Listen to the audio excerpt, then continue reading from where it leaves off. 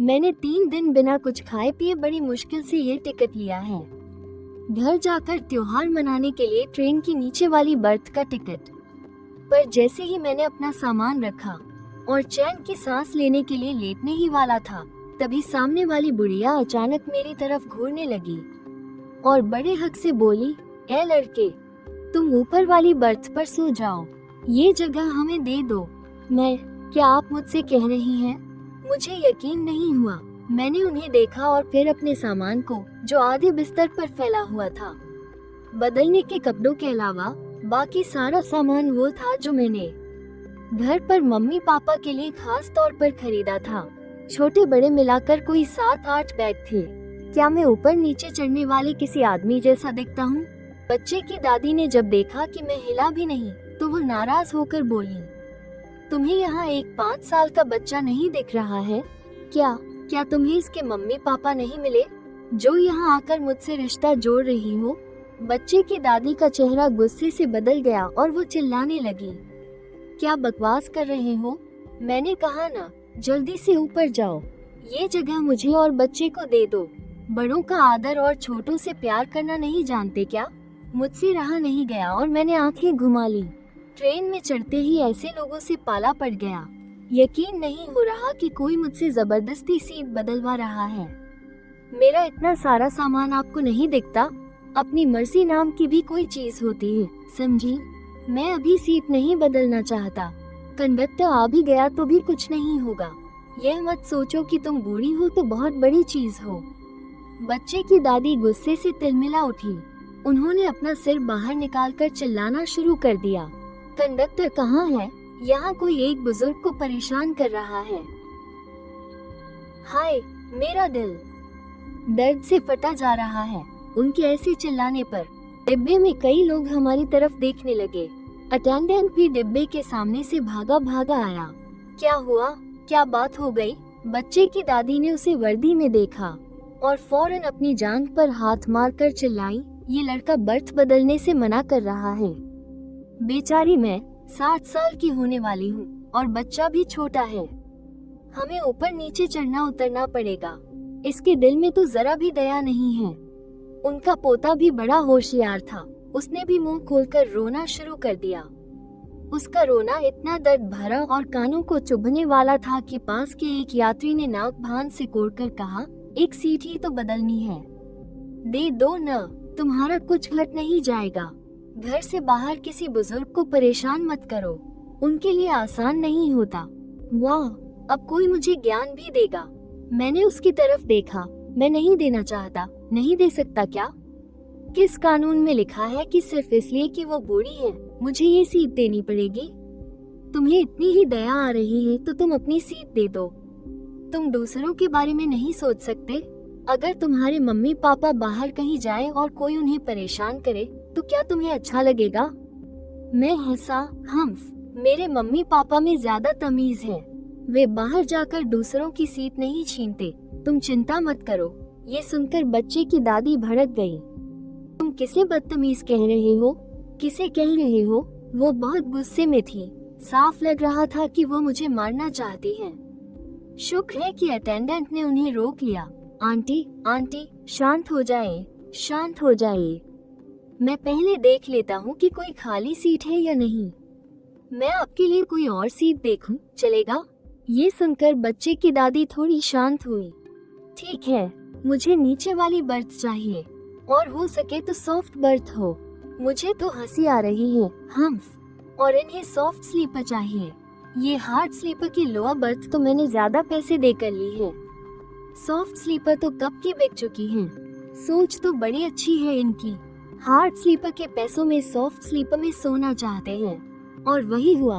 Attendant ने बस कुछ पन्ने ही पलटे और परेशान सा चेहरा बनाकर कहा कि सॉफ्ट स्लीपर और हार्ड स्लीपर दोनों में कोई सीट खाली नहीं है। एक काम कीजिए, आप कुछ और स्टेशन इंतजार कर लीजिए। कल दोपहर तक कोई न कोई बर्थ खाली हो जाएगी। बच्चे की दादी एकदम से भड़क गई।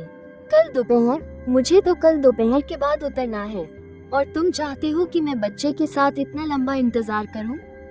तुम ठीक से देखो, कहीं तुम्हें पैसे का नुकसान होने का डर तो नहीं है, इसलिए ठीक से नहीं ढूंढ रहे हो? अटेंडेंट भी थोड़ा हक्का बक्का रह गया। उसने सोचा नहीं था कि बच्चे की दादी का रवैया अचानक 180 डिग्री बदल जाएगा। आसपास जो लोग तमाशा देख रहे थे वे भी चुप हो गए। ये रवैया देखकर जिसे मामला न पता हो वो तो यही सोचेगा कि अटेंडेंट ने इनके पैसे देने हैं। इस बुढ़िया को देखकर लग ही नहीं रहा था कि यह कोई तर्क की बात करेगी।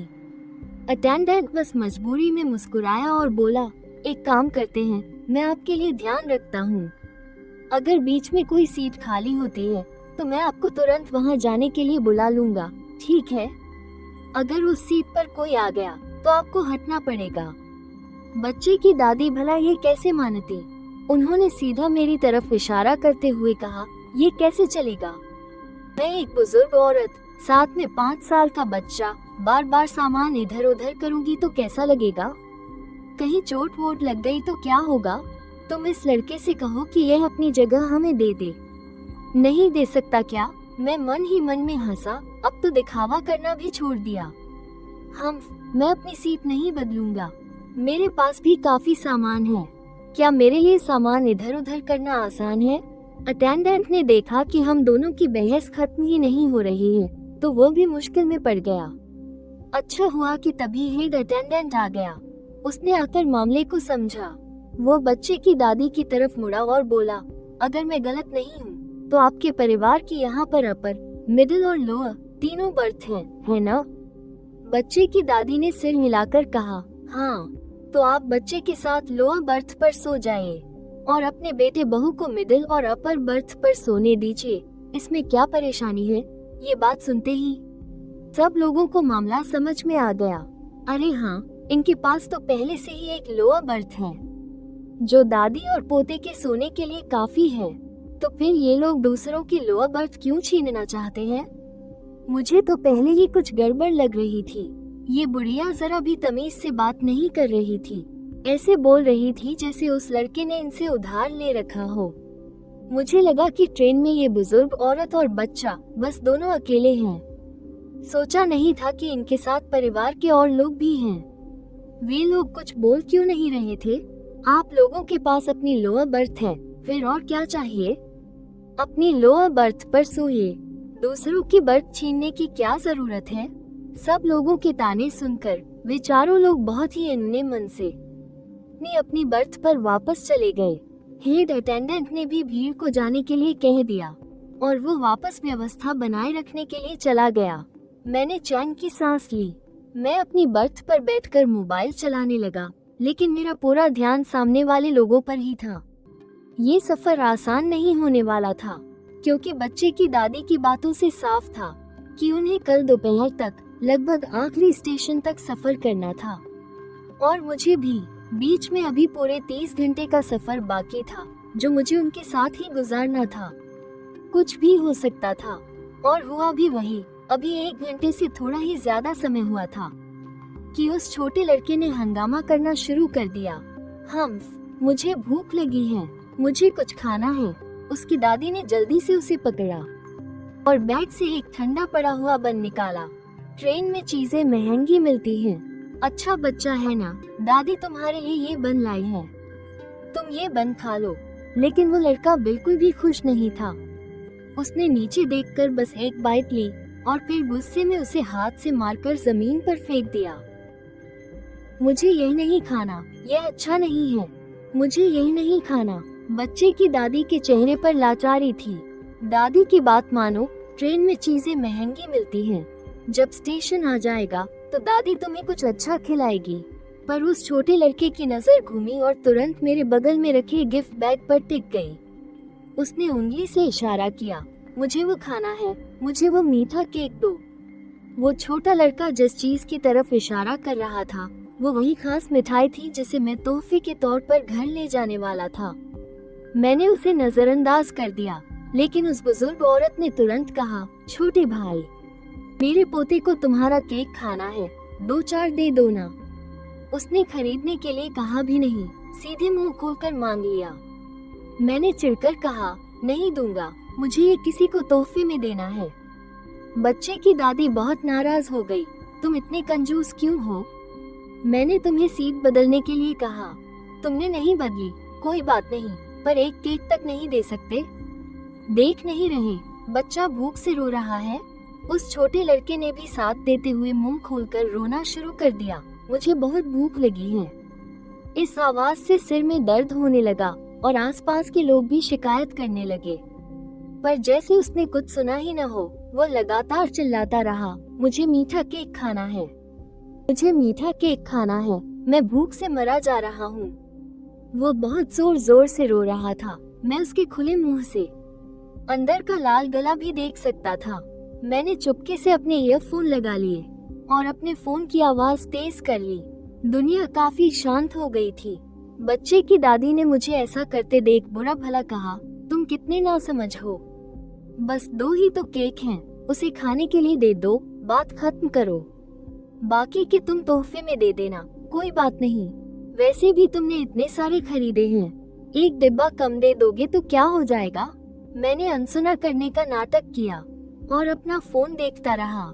बच्चे की दादी ने देखा कि मुझ पर कोई असर नहीं हो रहा है, तो वो सिर झुकाकर उस छोटे लड़के को बहलाने लगी, छोड़ो, यह आदमी बहुत कंजूस है, अगर वो तुम्हें नहीं दे रहा तो क्या तुम जबरदस्ती लोगे। 2 बार कहीं का, जब हम ट्रेन से उतरेंगे तो दादी तुम्हें खरीद देगी। बिल्कुल वैसा ही। मैं बस जवाब देने ही वाला था कि मेरे सिर के ऊपर से एक महिला की आवाज आई, बच्चा भूखा है ना? मेरे पास बिस्कुट हैं, ये ले लो और उसे खिला दो। उसने नीचे स्प्रिंग अनियन बिस्कुट का एक पैकेट बढ़ाया। उसकी आवाज बहुत नरम और प्यारी थी। बच्चे की दादी अब जाकर खुश हुई। देखो वो कितनी दरियादिल हैं, और एक तुम हो जो जरा सा खाना भी नहीं दे सकते, पैसे के लिए मरते हो। मैं हंसा, क्या इस ट्रेन में पेंट्री कार नहीं है? खाना है तो जाकर खरीद क्यों नहीं लेते? तुम्हारे बच्चे को भीख मांगना इतना ही पसंद है तो मेरा सुझाव है कि उसे किसी पुल पर ले जाओ, वहाँ और भी ज्यादा मिल जाएगा। इससे पहले कि बच्चे की दादी गुस्सा होती, मेरे सिर के ऊपर वाली महिला नीचे आ गई।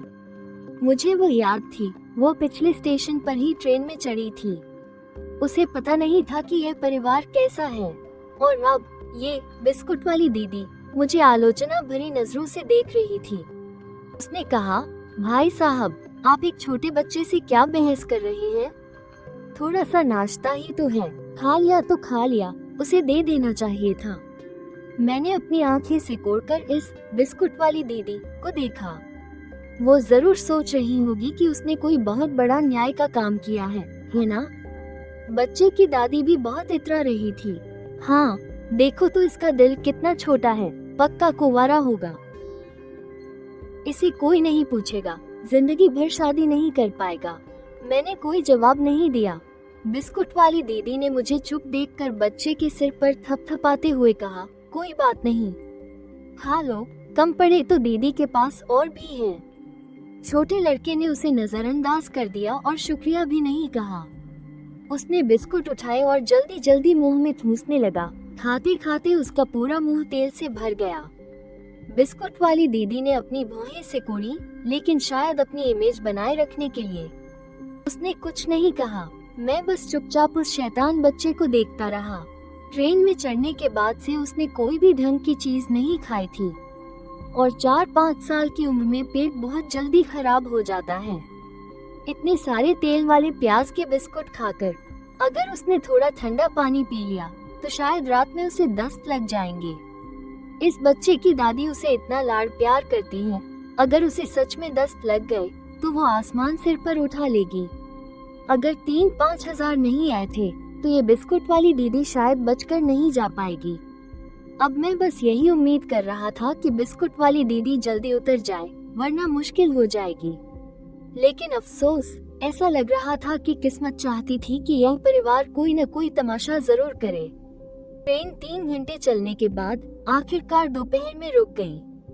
पहले तो सबने सोचा कि यह बस थोड़ी देर के लिए रुकी है, जब तक कि अनाउंसमेंट नहीं हुई कि आगे भारी बर्फबारी की वजह से पहाड़ का रास्ता बंद हो गया है। कई ट्रेनें रुकी हुई थी और रास्ते के खुलने का इंतजार कर रही थी। अंदाजा है कि 6 घंटे बाद चल पड़ेगी। कृपया सब्र बनाए रखें। ये सुनते ही सब लोग शिकायत करने लगे, लेकिन जब तक अंधेरा हुआ ट्रेन नहीं चली और लोगों को एहसास हुआ कि कुछ गड़बड़ है। क्या हुआ? अभी तक ट्रेन क्यों नहीं चल रही? 6 घंटे तो कब के बीत गए। हाँ, आखिर हमें और कितनी देर इंतजार करवाएंगे? कहीं ये हमें धोखा तो नहीं दे रहे? क्या आप लोगों को नहीं लग रहा कि हीटर अब उतना गर्म नहीं रहा? कहीं तेल तो खत्म नहीं होने वाला? तरह तरह के अंदाजे फैलने लगे। हर कोई थोड़ा घबराया हुआ था। और तो और, हमने अभी तक खाना भी नहीं खाया है। क्या आप लोगों ने जानबूझकर ट्रेन पटरी पर रोक दी है ताकि हम महंगे दाम पर खाना खरीदने के लिए मजबूर हो जाएं? ट्रेन का कर्मचारी परेशान होकर समझाने लगा, आप सब चिंता न करें। जैसे ही रास्ता खुलेगा हम तुरंत चल पड़ेंगे। सारी चीजें अगले स्टेशन पर भर दी जाएंगी। जहाँ तक खाने की बात है, आप सब चिंता न करें, थोड़ी देर में हम मुफ्त में खाने के डिब्बे बांटेंगे। किसी ने शक जताया, मुफ्त में बांटोगे? क्या तुम्हारे पास इतना खाना है? हाँ, मैंने सुना है कि खाना बर्बाद न हो, इसलिए ट्रेन में ज्यादा खाना नहीं रखते। ज्यादा से ज्यादा 70-80% यात्रियों के हिस्से का ही तैयार करते हैं। यकीनन कुछ लोगों को नहीं मिलेगा। पता नहीं कौन चिल्लाया, तो फिर इंतजार किस बात का? जल्दी से कैंटीन जाकर छीना झपटी करो। भीड़ में अचानक हलचल मच गई। लोग पागलों की तरह कैंटीन की ओर भागे, इस डर से कि अगर वे धीमे रह गए तो उन्हें मूंगफली तक नहीं मिलेगी। यह नजारा देखकर मैंने अपना थूक निगला, लेकिन मैं अकेला था और सामने वाला परिवार मुझे घूर रहा था। मुझे यकीन था कि जैसे ही मैं यहाँ से हटूंगा, वे बिना किसी झिझक के मेरा सारा खाना आपस में बांट लेंगे। और अभी कैंटीन में बहुत अफरा तफरी मची हुई है। अगर मैं गया भी तो भी मुझे कोई फायदा नहीं होगा। मुझे देर तक न जाते देख। बच्चे की दादी हंसी और बच्चे के माता पिता को कैंटीन से सामान लाने के लिए कहा।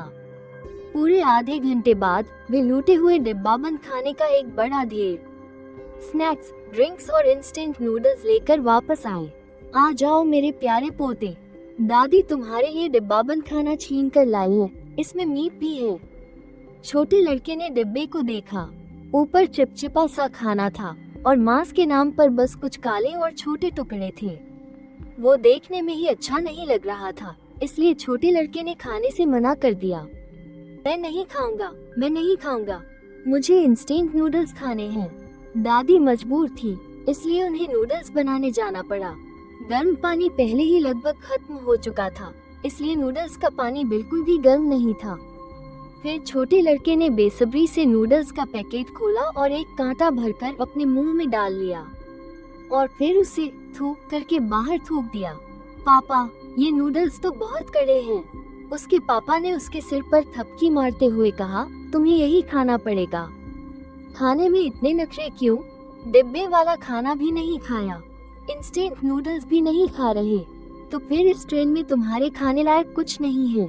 बच्चे ने मुंह बनाया जैसे वो अपने पापा को जवाब देने की हिम्मत नहीं कर पा रहा हो। उसने बेमन से 2-3 कौर खाए और फिर छीनी हुई ठंडी कोक को पकड़ लिया और उसे गट गट करके पीने लगा। मैं चुपचाप देख रहा था जिस तरह से वो खा पी रहा था।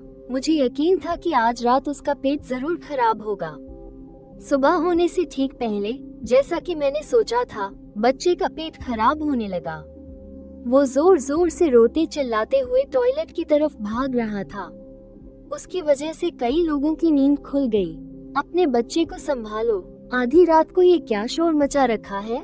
दिखाई नहीं देता कि सब सो रहे हैं? हद है, मैं अभी अभी सोया ही था कि उसने जगा दिया। अब दोबारा नींद कैसे आएगी? बच्चे की दादी ने माफी मांगने के बजाय अकड़कर कहा, बच्चा बीमार है। थोड़ा शोर हो गया तो क्या हुआ? क्या तुम्हारे घर में बच्चे नहीं हैं? क्या बच्चे कभी बीमार नहीं पड़ते? या फिर तुम लोग कभी बच्चे पैदा ही नहीं करोगे? बच्चे की दादी की आवाज सुनते ही वे समझ गए कि इनसे बहस करना बेकार है, इसलिए सब चुप हो गए। सिर्फ 2 घंटों के अंदर वो 10 से भी ज्यादा बार टॉयलेट गया और दर्द से जोर जोर से रो रहा था। दस्त की वजह से वो बेहाल तो था ही, ठंड से उसके होंठ भी सफेद पड़ गए थे। जल्द ही उनके परिवार के पास लाया हुआ सारा कागज खत्म हो गया और फिर उन्हें बच्चे को वॉश बेसिन पर रखना पड़ा और ठंडे पानी से उसे साफ करना पड़ा। इस ठंड और झटके की वजह से छोटे लड़के की हालत और भी बिगड़ गई। सुबह होते होते छोटे लड़के के होंठ फट चुके थे और उसकी आंखें बेजान हो गई थीं। वो बस धीमी आवाज में सिसक रहा था और एक पूरा वाक्य भी नहीं बोल पा रहा था। बच्चे की दादी घबराकर ट्रेन अटेंडेंट के पास गई और बोली, मेरे बच्चे को दस्त हो गए हैं। दस्त की वजह से उसकी जान निकली जा रही है। तुम लोग क्या मर गए हो? कुछ करते क्यों नहीं? जल्दी से गाड़ी बुलाओ और मेरे बच्चे को अस्पताल पहुंचाओ। लेकिन बाहर भारी बर्फबारी की वजह से पहाड़ का रास्ता बंद है, गाड़ियां अंदर नहीं आ सकती। दादी का रवैया ऐसा था जैसे ये कोई बड़ी बात ही न हो। तो तुम हेलीकॉप्टर का इंतजाम क्यों नहीं करते? अटेंडेंट भी हैरान रह गया। ये पहाड़ी इलाका है, यहाँ ठीक से दिखाई भी नहीं देता। अगर हेलीकॉप्टर यहाँ आया तो उसके क्रैश होने का खतरा है। ये ठीक नहीं होगा। दादी घबरा गई। मेरे पोते की हालत ऐसी हो गई है, तुम उसे अपनी आंखों के सामने मरते हुए तो नहीं देख सकते। भले ही वो क्रैश हो जाए, तुम्हें उन्हें बुलाना ही होगा। ये तो सरासर जिद थी। वो चिल्ला ही रही थी कि बगल में लेटे छोटे लड़के की आंखें पलट गई और वो सीधे बिस्तर पर बेहोश हो गया। ये देखकर बच्चे की दादी पूरी तरह टूट गई। उन्होंने मुड़कर मुझे देखा और उनकी आंखों में गुस्सा भर आया। वो मुझे मारने के लिए आगे बढ़ी। ये सब तुम्हारी वजह से हुआ है, तुम कंजूस कहीं के। अगर तुमने मेरे पोते को पहले ही वो पेस्ट्री दे दी होती तो क्या आज उसकी ये हालत होती? तुम्हें मेरे पोते की जान की कीमत चुकानी होगी। गनीमत रही कि पास खड़े ट्रेन अटेंडेंट ने तुरंत एक्शन लिया। उसने एक झटके में बच्चे की दादी को पकड़ लिया, फिर प्यार से उन्हें समझाने लगा, ठीक है, आप लोग लड़िए मत। मैं पहले जाकर पूछता हूँ कि यात्रियों में कोई डॉक्टर है या नहीं। देखते हैं कि क्या कोई डॉक्टर इसे संभाल सकता है। ये सुनकर बच्चे की दादी ने अपनी जांघ पर हाथ मारा। हाँ, जल्दी डॉक्टर को बुलाओ, मैं तुम्हारे साथ चलती हूँ। ये कहकर दोनों जल्दी से अनाउंसमेंट रूम की तरफ लोगों को बुलाने चले गए। जल्द ही पूरी ट्रेन में अनाउंसमेंट गूंजने लगी। अभी ट्रेन में एक 5 साल का यात्री है। उसे गैस्ट्रोएंटेराइटिस, दस्त, डिहाइड्रेशन और शॉक के लक्षण हैं। क्या यात्रियों में से कोई डॉक्टर है? कृपया जल्द से जल्द कोच नंबर 4 में आकर देख लीजिए। मैं फिर से दोहराता हूँ, अगर कोई यात्री डॉक्टर है तो कृपया जल्द से जल्द कोच नंबर 4 में आकर बच्चे को देख लीजिए। मैं गलियारे में खड़ा हुआ और आगे पीछे देखने लगा। चारों तरफ सन्नाटा था। इस समय तो कुछ लोग सोकर उठे भी नहीं थे और जो लोग जगे हुए थे उन्हें इस बात से कोई फर्क नहीं पड़ रहा था। वो अपनी ही दुनिया में मगन थे। डॉक्टर मिलना शायद मुश्किल था, लेकिन जल्द ही मुझे दूर से किसी के आने की आवाज सुनाई दी, जो बहुत हल्की थी। मैंने बच्चे के पिता की तरफ मुड़कर देखा। उसका ध्यान अभी भी बच्चे पर था। इसी मौके का फायदा उठाकर मैं जल्दी से कोच को जोड़ने वाली जगह की तरफ गया और सच में मैंने चश्मा पहने एक जवान औरत को देखा। वो बहुत गंभीर चेहरे के साथ इस तरफ आ रही थी। जब मैं उसके पास से गुजरा तो मैंने धीरे से उसे आगाह किया, इस परिवार से निपटना थोड़ा मुश्किल है, तुम जरा ध्यान रखना। किसे पता था कि यह सुनकर वो डॉक्टर अपना चश्मा ठीक करेगी और मुझे ऊपर से नीचे तक घूरने लगेगी। मैं डॉक्टर हूँ, घायलों को बचाना और मरते हुओं का इलाज करना मेरी जिम्मेदारी है। मुझे नहीं पता कि तुम्हारा उनके परिवार से क्या झगड़ा है, लेकिन कुछ भी हो, ये बच्चा तो बेगुनाह है। लो, मैंने तो भलाई के लिए उसे आगाह किया था और उसने मुझे ही बुरा इंसान समझ लिया। डॉक्टर जमीन पर घुटनों के बल बैठकर बच्चे की जांच करने लगी। शायद इसने कुछ ज्यादा तला भुना खा लिया है या कुछ ठंडा पी लिया है, जिसकी वजह से इसे गैस्ट्रोएंटेराइटिस हो गया है। अब से बस कुछ खाना पीना नहीं है, बच्चे को बस थोड़ा थोड़ा गुनगुना पानी और ORS का घोल पिलाइए। स्टेशन पहुंचकर अस्पताल ले जाकर दिखा दीजिएगा, बस ठीक हो जाएगा। डॉक्टर, बच्चे ने कल सुबह हरे प्याज वाले बिस्कुट का एक बड़ा पैकेट खाया था, कहीं उसकी वजह से तो ऐसा नहीं हुआ? बीच वाली बर्थ की बिस्कुट वाली बहन ये सुनकर गुस्से में तो थी, पर कुछ बोल नहीं पा रही थी। बच्चे की दादी उसे फंसाने की तैयारी कर रही थी। अगर डॉक्टर ने मान लिया तो वो इस ट्रेन से जिंदा नहीं उतर पाएगी। उस समय ये परिवार उसकी चमड़ी उधेड़ देगा और उसे जाने तो बिल्कुल नहीं देगा। लेकिन डॉक्टर ने सिर हिलाकर मना कर दिया। बच्चे की दादी ने देखा कि यह बिस्कुट की वजह से नहीं हुआ है तो वो तुरंत नाराज हो गई।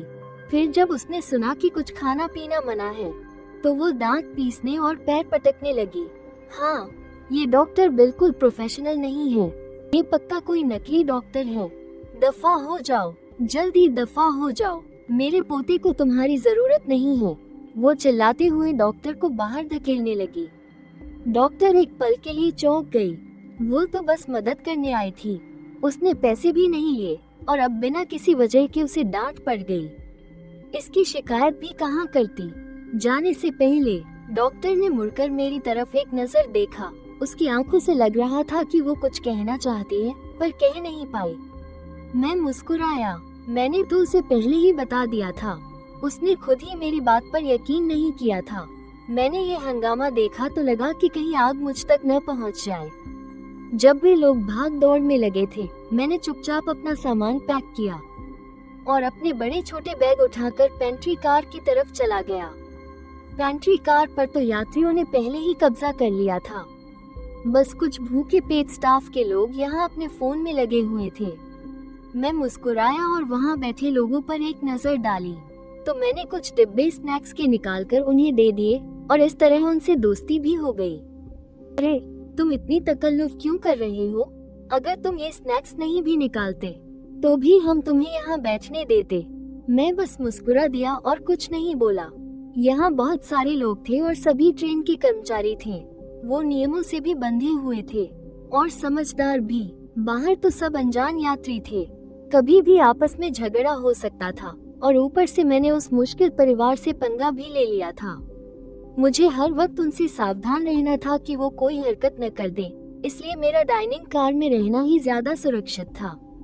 खाने के लिए कुछ मिल जाने पर सबने अपने लिए एक एक कप गर्म पानी ले लिया और एक साथ बैठकर स्नैक्स खाने लगे और साथ ही डिब्बे में हुई घटनाओं के बारे में बातें करने लगे। मैंने अपने बगल वाली बर्थ के लोगों की शिकायत की।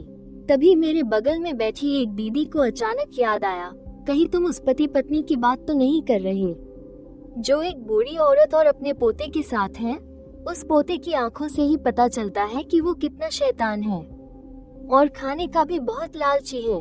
मैंने सिर हिलाकर कहा, हाँ, वही परिवार है। दीदी ने मेज पर हाथ पटकते हुए कहा, हाँ, वही लोग हैं। कल हमने उनसे कहा था कि छीना झपटी मत करो, लेकिन बच्चे का बाप सीधे अंदर घुस आया और हमारे स्टाफ के खाने का डिब्बा खोलकर सारा खाना निकाल लिया। हमारे लिए कुछ भी नहीं छोड़ा। पास बैठे एक भैया ने भी सिर हिलाते हुए कहा, हाँ, वो बच्चा तो बस कोल्ड ड्रिंक चुराना जानता है। और तो और, उसका पैर भी बाल बाल बचा। पैसे तो दिए नहीं, वो तो चलो कोई बात नहीं, उल्टा उसकी दादी हम पर ही इल्जाम लगा रही थी कि हमने सामान ठीक से नहीं रखा था, जिससे उसके पोते को चोट लग गई। कह रही थी कि हमें हर्जाना देना होगा। कितनी अजीब बात है। बाद में उस परिवार ने हमारे खाने के डिब्बे भी छीन लिए और खाया भी नहीं। हर डिब्बे में से बस सब्जी और थोड़े से चावल निकाले और बाकी सब कूड़ेदान में फेंक दिया। जब मैं सफाई करने गया तो मैंने देखा था। अरे यार, सुनकर बहुत बुरा लगा। तो ऐसी बात हुई थी। तो इसका मतलब कल रात वो लड़का जो खाने का डिब्बा नहीं खा रहा था, वो इन्हीं लोगों का स्टाफ मील था। मुझे भी थोड़ा गुस्सा आया। ये परिवार तो वाकई बहुत बेशर्म है। तभी उस दीदी को कुछ याद आया और उन्होंने धीरे से पूछा, तो जो अभी अनाउंसमेंट में डॉक्टर को बुलाया जा रहा था, वो इसी पोते के लिए था? मैंने सिर हिलाया। हाँ, बिल्कुल सही। उसे दस्त लग गए थे और वो बहुत कमजोर हो गया है। फिलहाल जान का कोई खतरा नहीं है। दीदी ने मुंह बनाते हुए कहा, हाँ, अच्छा हुआ, उसे थोड़ा सबक तो मिला। सही हुआ उसके साथ। भैया ने गहरी सांस लेते हुए कहा, अच्छा हुआ तुम थोड़े स्नैक्स ले आए, वरना दोपहर तक तो हम भूख से बेहोश ही हो जाते। मैं मुस्कुराया और बोला, मैं भी बस झमेले से बचना चाहता था। आप तो जानते ही हैं उस परिवार को।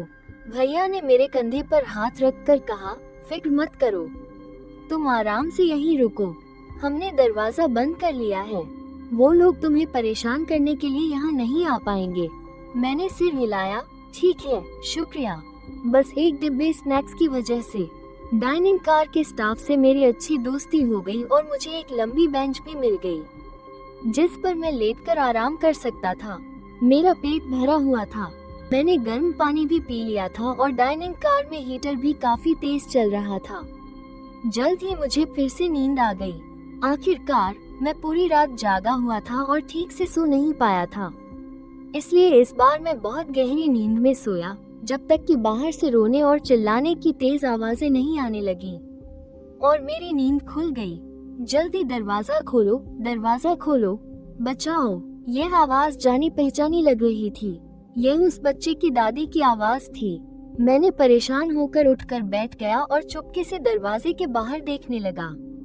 मैंने देखा कि बच्चे की दादी रोनी सूरत बनाए डाइनिंग कार के दरवाजे और खिड़कियों को लगातार पीट रही थी और उनके पीछे गंभीर चेहरे के साथ बच्चे के पापा खड़े थे। बच्चे के पापा की गोद में जो छोटा लड़का था उसकी न सिर्फ भौहें चढ़ी हुई थी बल्कि उसकी आंखें भी बंद थीं और मुंह के कोने से शायद खून के निशान भी थे। यह क्या हो गया? इस छोटे लड़के को खून की उल्टी कैसे होने लगी?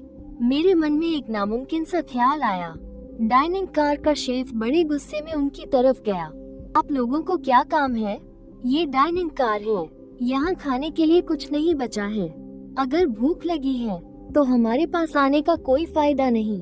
बच्चे की दादी रोते हुए चिल्लाई। बच्चे को खून की उल्टी हुई है और वो बेहोश हो गया है।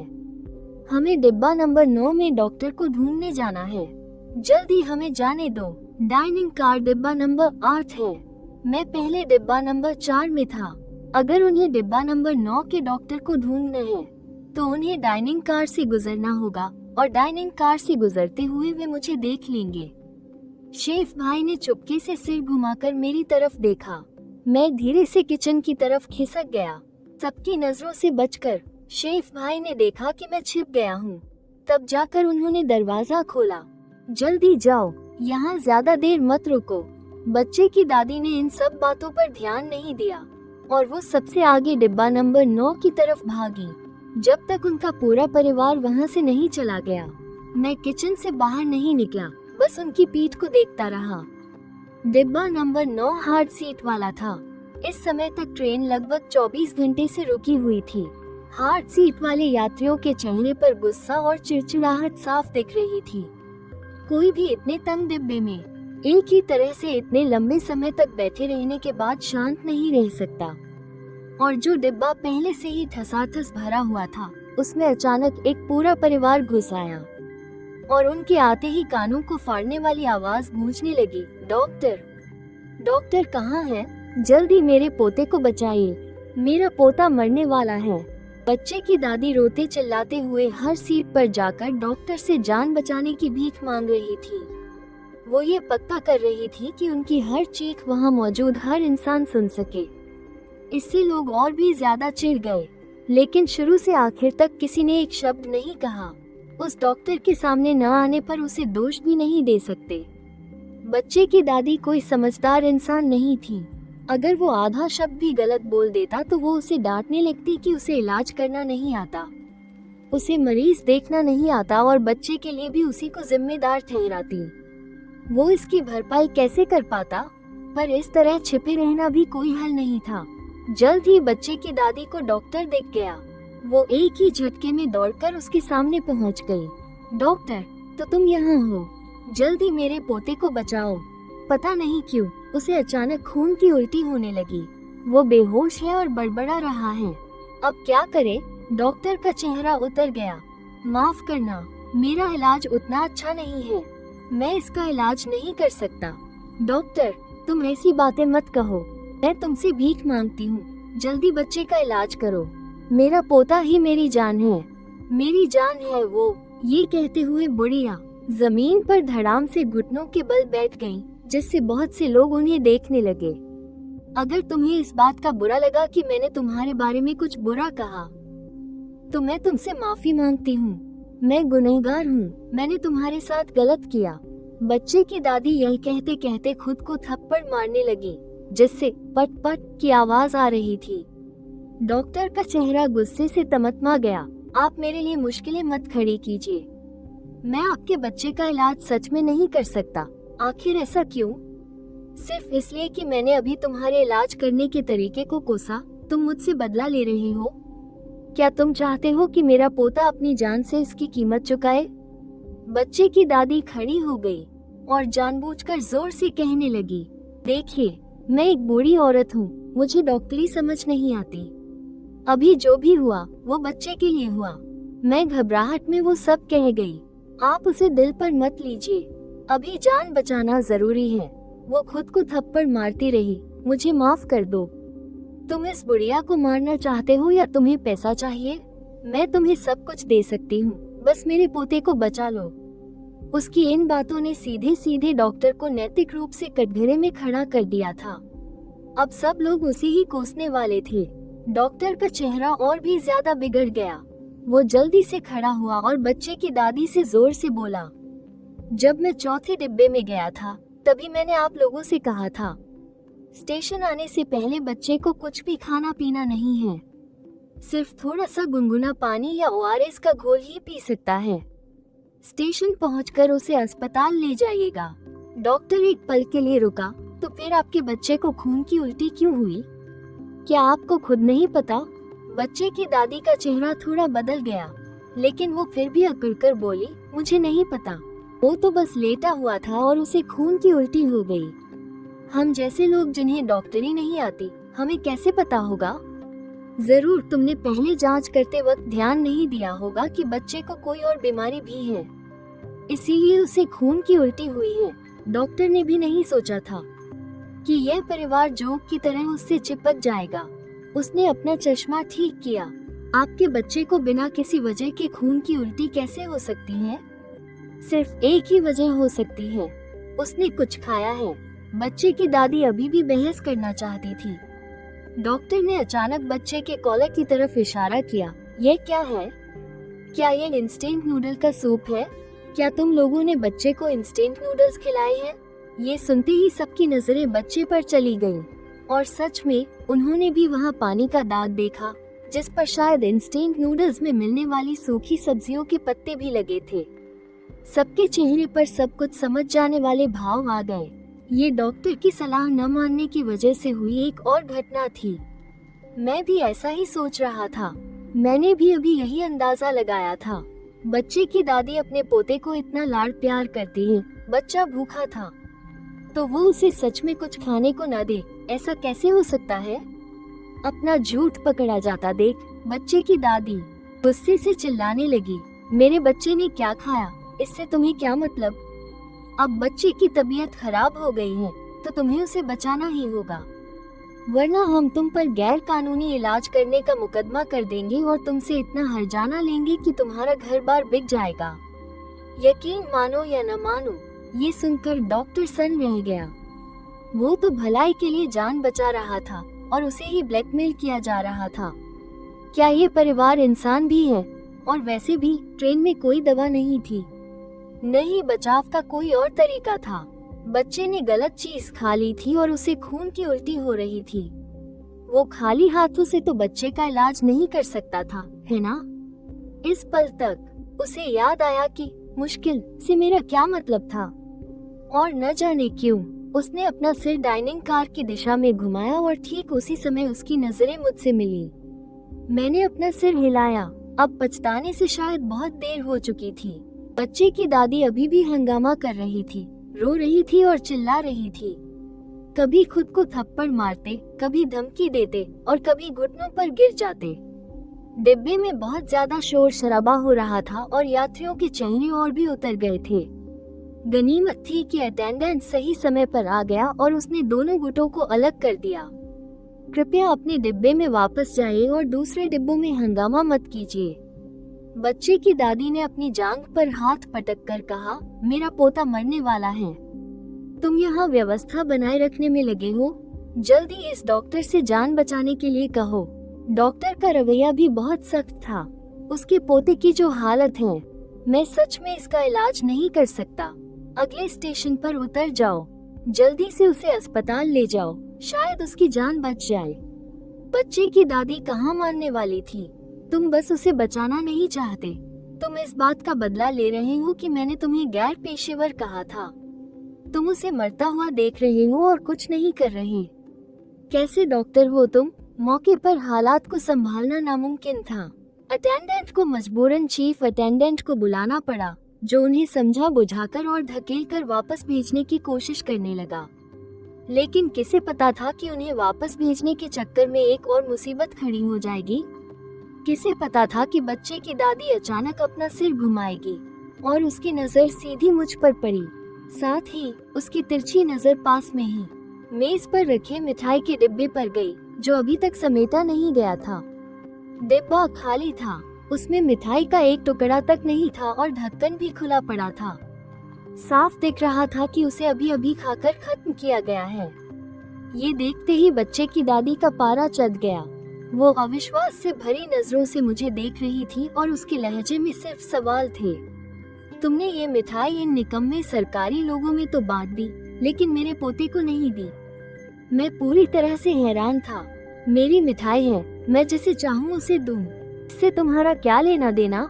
ये सुनकर वो भड़क गई। अगर तुमने मेरे पोते को पहले ही मिठाई दे दी होती तो वो मनहूस प्याज वाले बिस्कुट नहीं खाता।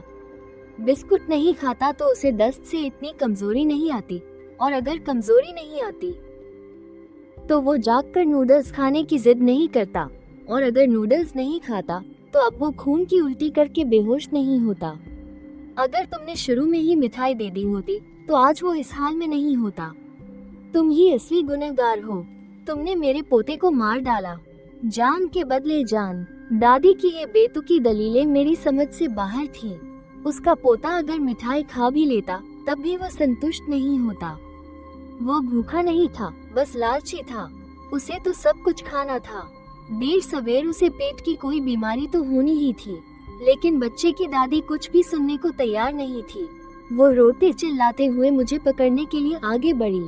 गनीमत थी कि चीफ अटेंडेंट हट्टा कट्टा था और उसने फुर्ती दिखाई। उसने एक झटके में उसका कॉलर पकड़कर उसे रोक लिया। चीफ अटेंडेंट ने अपनी भौहें से कोड़ ली। क्या कर रही हो?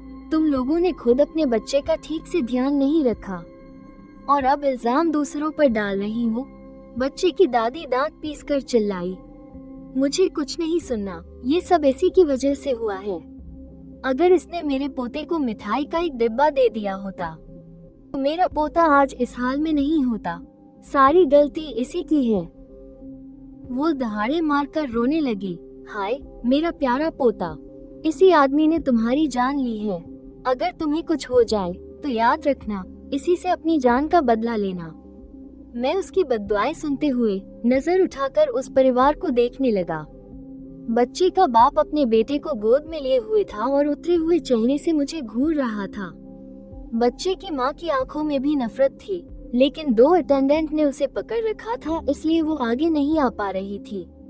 बच्चे की दादी को फिर से चीफ अटेंडेंट ने काबू में कर लिया था, तो अब बोलने की बारी मेरी थी।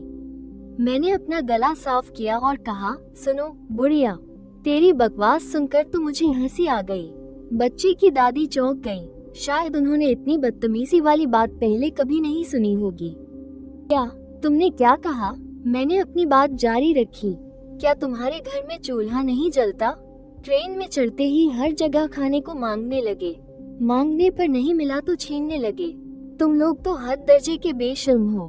बेशर्म कहीं के। दूसरों का खाना खाकर उल्टा उन्हीं से हर्जाना मांगते हो। पैसे नहीं मिले तो बहुत निराशा हुई होगी, है ना? तुम लोगों में इंसानियत नाम की चीज ही नहीं है। तुम जैसे बेशर्म लोग मैंने आज तक नहीं देखे। डॉक्टर ने खाने पीने को मना किया था और तुमने उसकी बात हवा में उड़ा दी। अब जब बच्चे की जान पर बनाई है तब तुम्हें पछतावा हो रहा है। पता है ना, जब मौका हाथ से निकल जाता है तब पछताने का कोई फायदा नहीं होता। मैंने केक स्टाफ को दे दिया तो क्या हुआ? वो लोग खाएंगे तो ट्रेन चला पाएंगे, अपना काम कर पाएंगे। तुम्हारा पोता खाएगा तो उसे बस उल्टी दस्त ही होंगे। सरासर खाने की बर्बादी है। क्या पता मेरे ये 2 केक खाकर तुम्हारे पोते की आंतों में रुकावट आ जाए, और तब भी तुम इल्जाम मुझ पर ही लगाओगी। मुझे तुम जैसे लोगों से सख्त नफरत है, जो अपनी गलती के लिए दूसरों को दोष देते हैं। तुम तो मुझे अपने पोते को बीमार करने का इल्जाम देने वाली थी। सच कहूँ तो तुम्हें मेरा शुक्रिया अदा करना चाहिए। तुम लोगों ने ही तो स्टाफ का खाना छीना था। अगर मैं केक न लाया होता तो वो लोग कब के भूख से बेहोश हो गए होते, और जब होश आता तब ट्रेन चलाते। तब तक तो तुम्हारा पोता मिट्टी में मिल गया होता। अब तक जिंदा कैसे रहता? मैंने एक ही सांस में सब कुछ कह दिया। बच्चे की दादी का चेहरा गुस्से से तमतमा गया। वो लगातार अपनी छाती पीटने लगी। हाय, कैसा पाप है, कैसा पाप है। इतनी जहरीली जुबान वाला लड़का कैसे हो सकता है? क्या तुम मुझे बद्दुआ देकर मारना चाहते हो? वो ऐसा कहते हुए बेहोश होने का नाटक करके जमीन पर गिरने लगी। तभी पीछे से डॉक्टर ने अचानक कहा, अगर तुम इस वक्त गिर गई तो इस ट्रेन में तुम्हें बचाने के लिए कोई डॉक्टर नहीं है। आखिरकार हर कोई गैर कानूनी ढंग से डॉक्टरी करने की हिम्मत नहीं करता। बच्चे की दादी की सांस सीने में ही अटक गई। न वो सांस ले पा रही थी, न छोड़ पा रही थी। अब वो गिरने की हिम्मत भी नहीं कर सकती थी और गुस्से से भी बेहाल थी। वो बस मुझे घूर कर रह गई और फिर अटेंडेंट के साथ वो अपने डिब्बे में वापस चली गई। जब वो परिवार चला गया तो डॉक्टर ने माफी मांगने वाले भाव से मेरे सामने बैठकर कहा, मुझे माफ कर दो। मुझे नहीं पता था कि तुम मेरा भला चाहते हो। मुझे लगा कि तुम नहीं चाहते कि मैं उस बच्चे को बचाऊं। मैंने ना में सिर हिलाया। मैंने कुछ नहीं कहा। आखिर उसे पूरी कहानी तो पता नहीं थी। उसके मन में तो बस किसी की जान बचाने की सच्ची इच्छा थी। इसे कोई बड़ी गलती भी नहीं कह सकते, बस वो थोड़ा ज्यादा भोला था।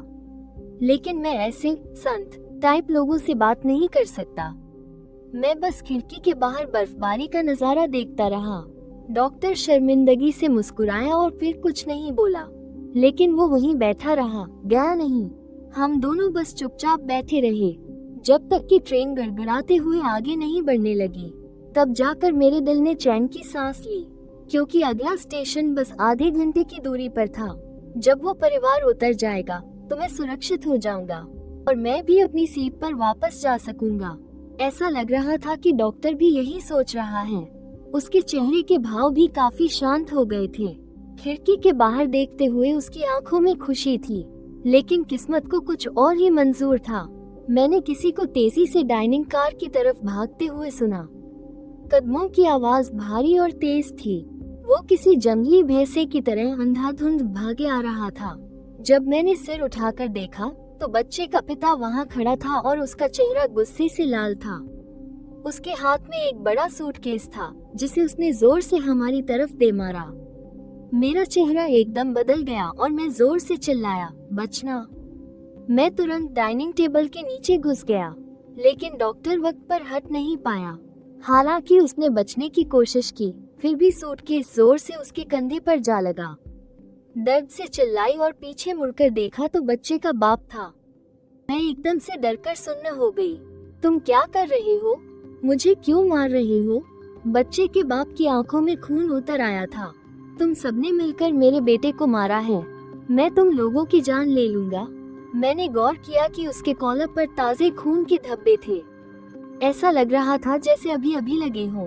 पीछे वाले डिब्बे में भी सब कुछ अस्त व्यस्त था। लगता है कोई और बात हुई है। उसने किसी और को भी चोट पहुंचाई है। ये किसका खून है?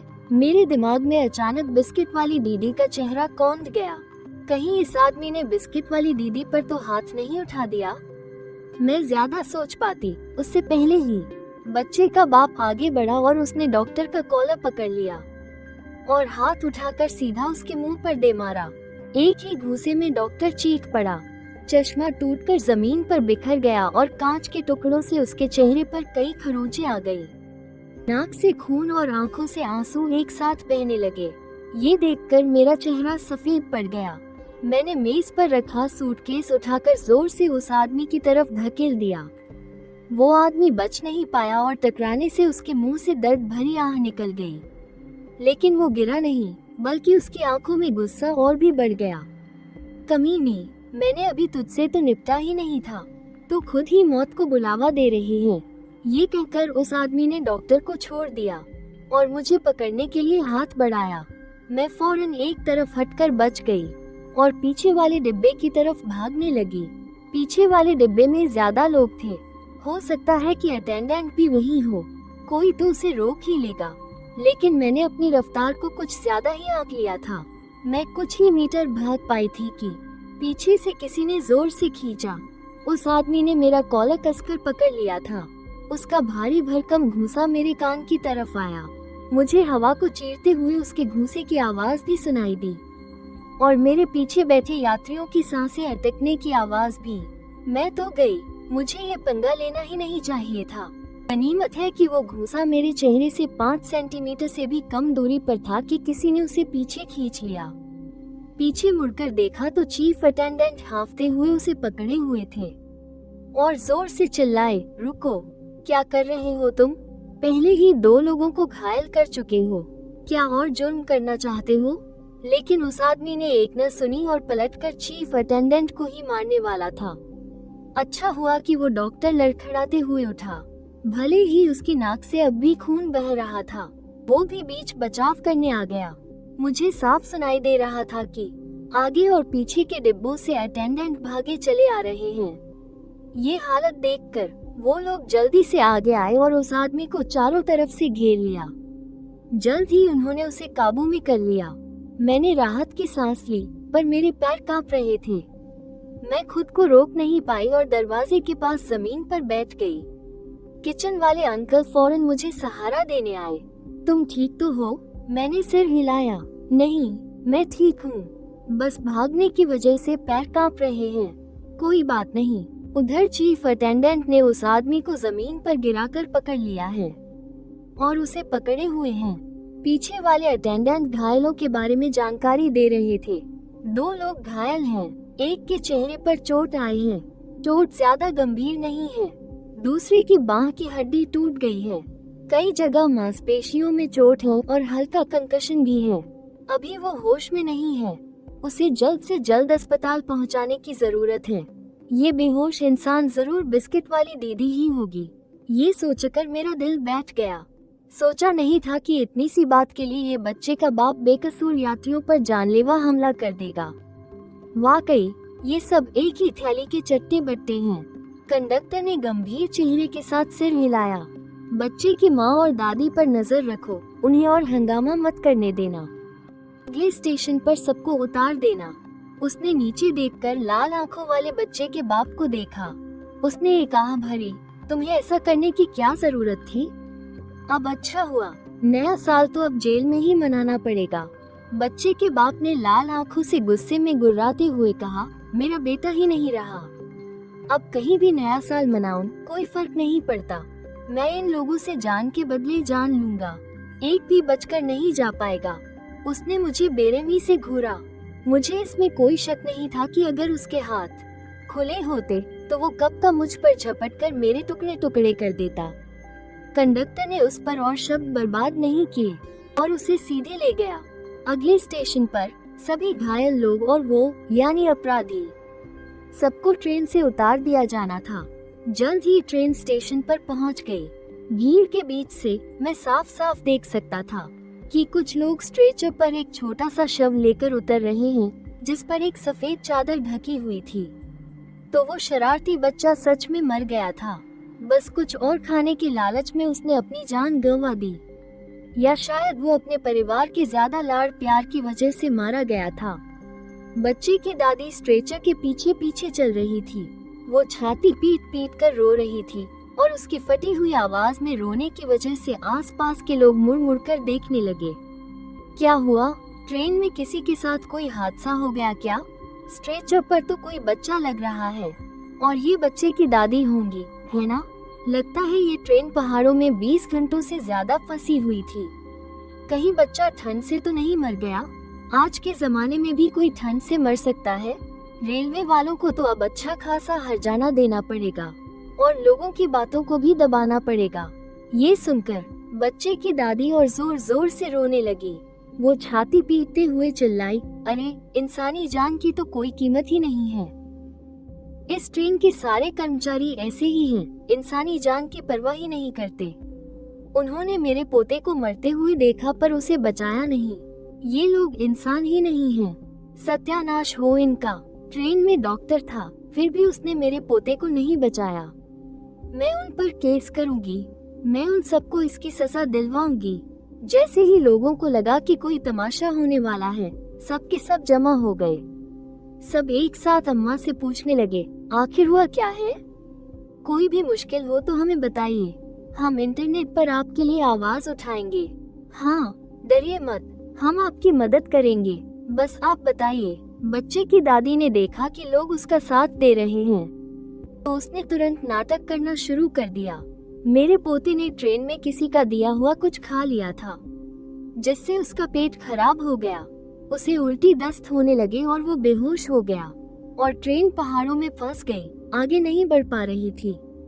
ट्रेन में एक डॉक्टर भी था, लेकिन वो मेरे पोते को मरता हुआ देखता रहा और उसने कुछ नहीं किया। आप ही बताइए, ये कोई बात हुई? उसने कैसी डॉक्टरी पढ़ी है? ये सुनते ही भीड़ को गुस्सा आ गया। ये कैसा डॉक्टर है, किसी को मरता हुआ देखकर भी नहीं बचाया? क्या उसमें जरा भी इंसानियत है? कौन से अस्पताल का है? पता लगाकर उसकी शिकायत करो। ऐसे इंसान को डॉक्टर कहलाने का कोई हक नहीं है। ये तो हद हो गई। वो तो एक बच्चा था, क्या पता कल को हम बीमार पड़े और हमें भी ऐसा ही कोई डॉक्टर मिल जाए तो उस पर केस करो। केस करना ही होगा। मैं साफ महसूस कर सकता था कि मेरे बगल में खड़ा डॉक्टर कांप गया और थोड़ा पीछे हट गया। वो साफ साफ एक पीड़ित था, पर बच्चे की दादी के कुछ शब्दों ने इन लोगों को ऐसा बना दिया कि वो उसे कच्चा चबा जाना चाहते थे। आजकल डॉक्टर और मरीज के रिश्ते वैसे ही तनावपूर्ण हैं, और ऊपर से बच्चे की दादी जैसे लोग भी हैं जो सही को गलत ठहराते हैं। जैसे ही मैंने देखा कि दादी डाइनिंग कार की तरफ उंगली उठाने वाली है, मुझसे डॉक्टर की ये लाचारी देखी नहीं गई और मैं सबसे पहले दौड़कर दरवाजे के पास पहुंच गया और बाहर की तरफ चिल्लाया, तुमने डॉक्टर की सलाह नहीं मानी, अपने पोते को उल्टा सीधा खाने दिया और जब वो मर गया तो इल्जाम डॉक्टर पर लगा रही हो। ऊपर से उन पर अवैध डॉक्टरी का केस भी करना चाहती हो। तुम्हारा बेटा तो एकदम बदतमीज है, खुद अपने बेटे की जान ले ली और एक बेकसूर यात्री से मारपीट करने के जुर्म में अभी अभी रेलवे पुलिस उसे पकड़कर ले गई है, और तुम अभी भी यहाँ अफवाहें फैला रही हो। क्या चाहती हो कि पूरा परिवार जेल में नया साल मनाए? बच्चे की दादी का चेहरा एकदम बदल गया, पर अब चीफ अटेंडेंट और रेलवे पुलिस दोनों ही बच्चे के पापा के मामले को देख रहे थे और लोगों की सहानुभूति भी उसी के साथ थी। वो फौरन चिल्लाई, तुम्हारी हिम्मत कैसे हुई ये कहने की? अगर तुम जैसी कंजूस मक्खी चूस ने मेरे पोते को एक मिठाई तक दे दी होती, तो वो भला गलत चीज खाकर अपनी जान क्यों गंवाता? ये सब तुम्हारी कंजूसी के कारण ही हुआ है। मेरा पोता तुम्हारी वजह से ही मरा है। तुम भी एक कातिल हो। उसने आंसू पोंछे और अपनी जांघ पीट पीट कर चिल्लाने लगी, हे भगवान, ये कैसा अन्याय है। अगर एक भी गलती न हुई होती तो मेरा पोता जिंदा होता, और अब देखो उल्टा चोर कोतवाल को डांट रहा है। ये तो बहुत ज्यादा हो रहा है। उसे इस तरह रोते हुए सुनकर ट्रेन में न चढ़े आसपास के यात्री मुझे घूरने लगे। तुमने तो हद ही कर दी। कुछ मिठाइयों के लिए तुमने उसके पोते की जान ले ली। तुम्हें शर्म नहीं आती क्या? हाँ, तुम्हें इतना हर्जाना देना चाहिए कि तुम्हारा घर बार बिक जाए, वरना उस बेचारी बुढ़िया के साथ नाइंसाफी होगी। बेचारी ने कितनी मुश्किल से अपने पोते को पाला पोसा था। आजकल के नौजवानों में जरा भी हमदर्दी नहीं है। बच्चे जरा सा कुछ खा ले तो जैसे इनकी जान चली जाती है। मुझे लगता है ये आदमी दिल का ही बुरा है। ये तो चाहता ही है कि बच्चों के साथ कुछ बुरा हो। ये आदमी अभी भी झूठ बोल रहा है। कितना बेशर्म है। इसका वीडियो बनाओ और सबको दिखाओ। झगड़े को बढ़ता देख डाइनिंग कार के अंकल और आंटी भी खाने के डिब्बे ले जाना भूल गए। वो फौरन मुझे बचाने के लिए बाहर आ गए और चिल्लाए, तुम लोगों को क्या पता है? तुम लोग कुछ नहीं जानते। जिसे अभी रेलवे पुलिस पकड़ कर ले गई है वो उसका बेटा है। उसका बेटा ट्रेन में लोगों से मारपीट कर रहा था। उसने न सिर्फ उस भली औरत को मारकर बेहोश कर दिया जिसने बच्चे को बिस्कुट दिया था, बल्कि डॉक्टर को भी घायल कर दिया। वो तो डॉक्टर की आंख फोड़ने ही वाला था। ये सब सिर्फ इसलिए हुआ क्योंकि ये लोग डॉक्टर की बात नहीं सुन रहे थे। बच्चे की जान तो इन्होंने ली और अब डॉक्टर पर इल्जाम लगाना चाहते हैं, और तुम लोग अभी भी उसकी बकवास सुन रहे हो। क्या उसका साथ देकर किसी बेगुनाह को सताना चाहते हो? ये बात सुनते ही सब लोग सन्न रह गए। जब मैं अकेला बोल रहा था तो किसी ने यकीन नहीं किया, पर अब जब ट्रेन के कर्मचारी भी यही कह रहे हैं तो उनकी बात पर यकीन करना आसान हो गया। लोगों ने कभी सोचा भी नहीं था कि ये बेचारी दिखने वाली बुढ़िया असल में इतनी अड़ियल और बदमिजाज होगी। आगे चल रही चीफ अटेंडेंट ने आखिरकार ध्यान दिया कि बच्चे की दादी पीछे छूट गई है। वो जल्दी से रेलवे पुलिस को लेकर वापस आए और पूछा, तुम अभी तक यहीं क्यों हो? जल्दी चलो हमारे साथ। पर बच्चे की दादी ने जाने से साफ मना कर दिया।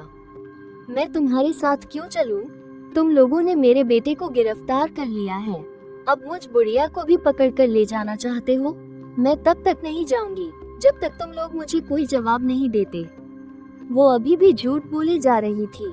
मैं तो बस शांति से सफर कर रही थी। मेरा पोता मर गया और बेटा जेल चला गया और तुम सब मिलकर मुझ अकेली बुढ़िया को सता रहे हो। क्या मेरी जिंदगी आसान है? लेकिन रेलवे पुलिस ने एक न सुनी और सीधे बच्चे की दादी को हथकड़ी पहना दी। ट्रेन में अफवाहें फैलाने और दहशत पैदा करने के जुर्म में आपको हमारे साथ चलना होगा। बच्चे की दादी तो हक्की बक्की रह गई। ये पुलिस वाले उसे भी गिरफ्तार कर रहे हैं। कहते नहीं थे कि बुजुर्गों से बहस नहीं करते। वो तो हंगामा करके कुछ पैसे ऐंठने की सोच रही थी। तुम लोग मुझे गिरफ्तार कर रहे हो? तुम्हारी हिम्मत कैसे हुई? मुझे दिल की बीमारी है। लेकिन पुलिस का रवैया बिल्कुल सख्त था। अगर आपने फिर से यातायात में बाधा डाली और ट्रेन लेट हुई तो आपका जुर्म और बढ़ जाएगा। बच्चे की दादी अब भी जोर देकर कह रही थी, लेकिन मैं एक बुजुर्ग हूँ। मैंने हंसते हुए कहा, बुजुर्ग होने की बात तो करो ही मत। तुम बुजुर्ग नहीं, बुढ़ी बदमाश हो और तुम यूं ही बकवास नहीं कर सकती, खासकर जब जबरदस्ती वसूली करनी हो। अफवाहें फैलाने का मामला अगर गंभीर हो गया तो 3 साल की जेल हो सकती है। ये सुनते ही बच्चे की दादी की हवा निकल गई। उसने मुझे घूरकर देखा और चुपचाप पुलिस के साथ चली गई। तब जाकर कहीं माहौल शांत हुआ। ये सारा तमाशा देख रहे यात्री तब होश में आए और ट्रेन में चढ़ने के लिए एक दूसरे से आगे निकलने लगे। आखिरकार उन्होंने भी पूरी रात स्टेशन पर ही गुजारी थी और वे पहले से ही थके हुए थे। वे बस ट्रेन में चढ़कर आराम करना चाहते थे। बस उनकी जुबान पर उसी बदतमीज बुढ़िया की चर्चा थी। जल्द ही ट्रेन समय पर चल पड़ी। मुआवजे के तौर पर पेंट्री कार के अंकल और आंटी मेरे लिए एक मुफ्त खाने का डिब्बा लाए जिसमें काफी कुछ था। साथ में ताजे फलों की प्लेट और मसालेदार व्यंजन भी थे। ट्रेन से उतरने तक मैं उनके साथ गपशप करता और ताश खेलता रहा। काफी अच्छा समय बीता। खैर, अगला स्टेशन मुझे उतरना है। मैं अपनी जगह से उठा और सीट पर रखा अपना बैग उठाया। इस पूरे सफर में खाने पीने के बाद मैं जो कई बड़े बैग खास चीजों के लाया था वो भी लगभग खत्म हो गए थे। अब वापस जाकर देने के लिए कोई तोहफा नहीं बचा। लेकिन कोई बात नहीं, कम से कम मुझे कोई चोट तो नहीं आई और मेरा समय भी ठीक ठाक गुजर गया।